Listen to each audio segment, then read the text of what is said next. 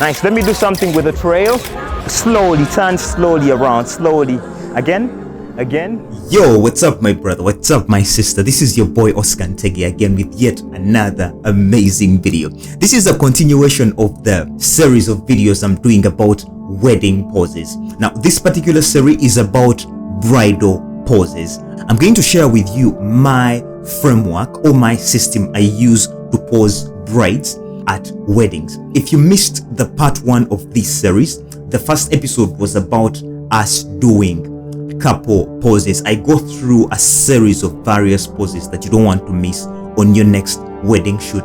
If you've not yet seen that video, click the link up here. Is it up here or somewhere here? I'm going to post a link somewhere there, and I'll also leave a link in the description of that video so that you go back and watch that series and get an understanding of how to pose weddings. Without further ado, let's dive into the next series of poses for brides. One of my favorite poses for posing the bride is now I have this pose here. I call it the sitting bride. Now what I usually do, I have the bride sit on a chair and then I have her sit with a straight back so that I get her waistline shrinking, her bust out, and I get her to put her shoulders down so that the neck is exposed for a more sexy look. Remember, we said the framework for shooting women. For women, they want to appear and feel sexy, and for men, they want to feel and appear cool, So you want women to appear more curvy, more sexy. I do this pose, of course, in different scenarios. Now, when still the same concept, it's about sit with your chest out, straighten back, the bust out, and expose the neck, then let them play with their limbs and all that. Same principle, straight back, expose the neck, bust out. That is the sitting principle pose, because you want her to get that depth in her back, that kind of arch in her back, so that she looks more sexy. Remember, we want to flaunt their curves, we want to flaunt her sexiness and the like.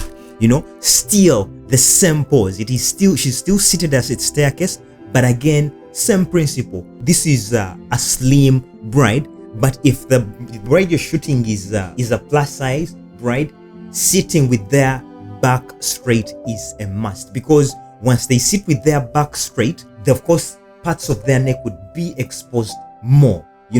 If she sits like the way Julie is seated right now, because Julie is seated in a slouchy position, but this pose was pulled off because she's a skinny person. But if she's a plus size and she sits like this without straightening her back, and she just slouches, her neck would be lost, and you don't want her neck to get lost. Once she sits in a slouched position, she'll be like a Hulk Hogan of some kind, and you don't want a lady looking like Hulk Hogan. You want her to look and feel as sexy as can be. So this brings me to my other pose. I call these the bridal silhouettes. Now, these bridal silhouettes, I usually do these in the morning when the bride is preparing to go for the ceremony. I have the bride stand in the window, and then they hold curtains side by side, and then they look out of the window. It's about me getting their body, getting that shape. That I don't actually light these pictures.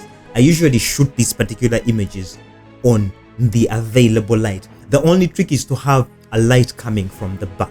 It is still the same principle here. I call them bridal silhouettes because I make them stand still at the window. This was a plus size bride, so what I did, I hid certain parts of her just behind the curtain so that I have her hip come out more, and she loved her pictures so much. This brings me to my point of view, understanding your subject and looking at, okay, how best can I bring out the best out of this person.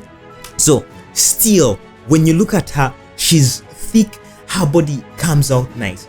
I do this in black and white because they come out to be more moody and more emotional, because I feel a black and white picture, somebody takes a lot of time looking at such black and white pictures. The trick is to have her cross one leg at the front, where she's looking, and then she leans into the window, still creating an curve into her back, straightening her back and looking on the side, so that we have that crescent light hit her from the side of the nose. So still, I use the same concept here where I have the flower girl kissing the bride's forehead, but I still put them into a silhouette. There is that page, that particular spread I usually put into the albums that is just full of those silhouettes, those preparation silhouettes of the bride. Now we have the car lane, the bride leaning over the cars. If they are driving, of course, a classic car, for example, you're shooting a bride and they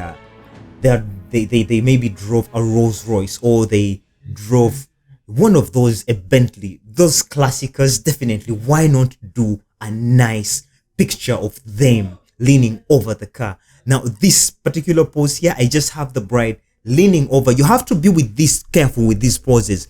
You don't want her to lean her so much in such a way that the shoulder line knocks the ear, because you don't want her to get this part too big, this particular thing. You want her to lean over the car in such a way that the neck is still more exposed. She doesn't have to put her whole weight onto the car. You know, it is these particular spaces she leaves in between the hands that make the whole picture appear beautiful. We go into the Cinderella pose. Now this particular pose, I used it to showcase the beauty of the gown. You know, of course, there are those pictures we do of the gown where the gown is maybe put on a dummy, or it is standing on a hanger and the bride stands next to it. But the goal of this particular picture is to showcase the gown. Most of the times I have these pictures fully lit. If I don't have light and I'm choosing natural light, I have these particular pictures, of course, shot in natural light or open shade light, so that I get every detail. Every bride would want to see how beautiful their gown looked on them. So, like I told you, shoot what is necessary first, then you shoot what you want after. This is one of the pictures I do first before any other pictures of the bride. I first do the Cinderella pose. Still, I do it in different portions. I do the full picture, then I do the half picture, then I close into the details. This comes into the headshots and all that. You know, it is that same picture, the bridal Cinderella pose. You pose, the bride stands straight, she only plays with her head. The goal is to get details of the gown. That is why we do this particular pose. Now, my other favorite pose I would want to introduce to you is the one I call the curvy bride. Now, this particular curvy bride, I learned this from Jerry Guionis. I remember watching a workshop on a B&H workshop on YouTube videos. That was back then. I don't know even how many years that was. And Jerry Guionis was teaching people how to pose, where he had this particular framework where he said, okay, push one leg forward, lean forward, hold into your hips, and then push the shoulder back. Actually, that was the typical framework he was using, and I tried it onto my brides, and guess what? My God, if a bride is putting on a gown that really accentuates her body, a gown that brings out her curves, now this is the best pose for them. And the bride, basically what the bride does, she pushes one leg forward, she breaks one shoulder up, and then she pushes the foot back. Then she leans forward and pushes the shoulder back, and somehow she looks a little bit away from the camera to expose her neck, and then she puts her hands into that is how it looks. When she leans back, of course, the waistline shrinks in, and when she pushes the shoulders back, the neck gets longer even more. My God, this pose right here just accentuates any bride's body who is putting on a body hugging gown. It is a nice pose to look at. Now, still the same pose, simple but very powerful.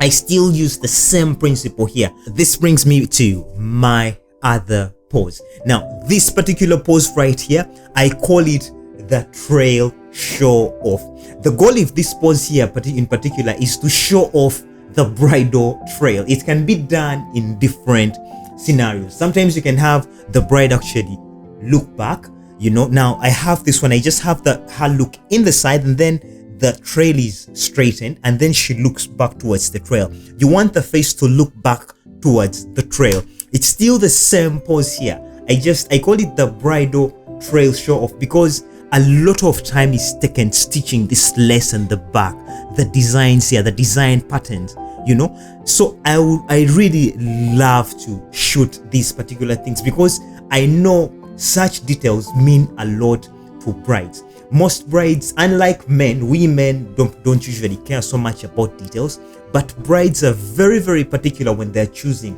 their gowns. So it's very, very good. You'd be actually treasured more if you did such moments for them and did a trail show off shoot. I still do the same thing, you know, showing off the trail, you know, still showing off the trail.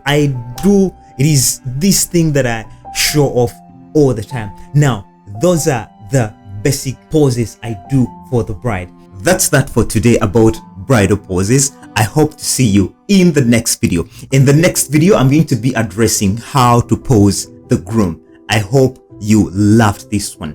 In the comments below, tell me what has resonated with you among the bridal poses. And of course, give me a thumbs up if you've enjoyed the video. And don't forget to click the subscribe button and turn on notifications so that you don't miss the next part when it comes out.